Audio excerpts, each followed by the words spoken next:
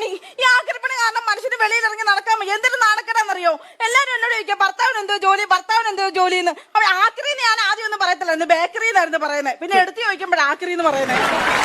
അയ്യടി നിനക്ക് ഇപ്പോഴാണ് നാണക്കേട്. എടി എന്റെ കല്യാണം ആലോചിച്ചുകൊണ്ട് നിന്റെ വീട്ടിൽ എന്റെ ബ്രോക്കർ വരുമ്പോൾ ഈ ഡീറ്റെയിൽസ് എല്ലാം അവിടെ പറഞ്ഞല്ലേ? അന്ന് ഞാൻ ആക്രിയാണ് നിങ്ങൾക്ക് അറിയില്ലായിരുന്നോ? ഇപ്പോഴാണോ നിനക്ക് നാണക്കേട്?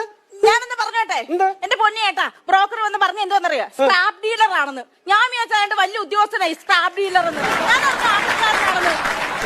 ആക്രിക്കാരനാണെന്ന് അറിഞ്ഞാൽ എനിക്ക് നിങ്ങളെ ഞാൻ കെട്ടത്തില്ലായിരുന്നു. ആക്രിക്കാരനാണെന്ന് അറിഞ്ഞാൽ കെട്ടത്തില്ലായിരുന്നു. അനക്കിപ്പോ ഇവിടെ എന്താ ഒരു കുറവ്? അല്ലോ ഇവിടെ എന്തേത്താ മീൻചാപ്പെ കിടന്നുറങ്ങണ മാതിരി ഉണ്ടാവും. ഉണക്ക മത്തീന്റെ ചീഞ്ഞ മത്തീന്റെ നാറ്റോ.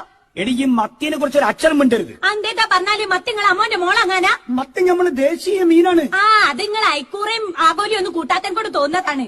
അതൊക്കെ ഒന്ന് കൂട്ടി നോക്കി അന്ന പെങ്ങൾ തിരിച്ചു പറഞ്ഞു. നമ്മളൊരു അവസ്ഥ.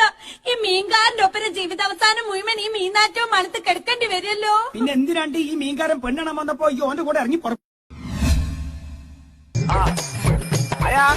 പഞ്ചായത്തിന്ന് പഞ്ചായത്ത് ഇവിടെ ഇല്ല മോളെ.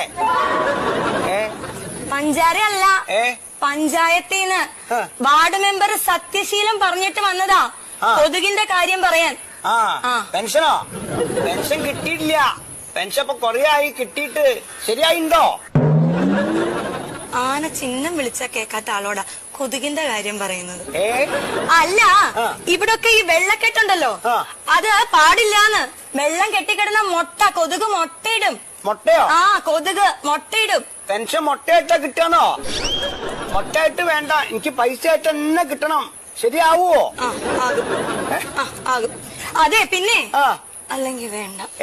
ഒന്നുമില്ല. ഇതിലെ ഒരു ഒപ്പിട്ട് തരുമോ?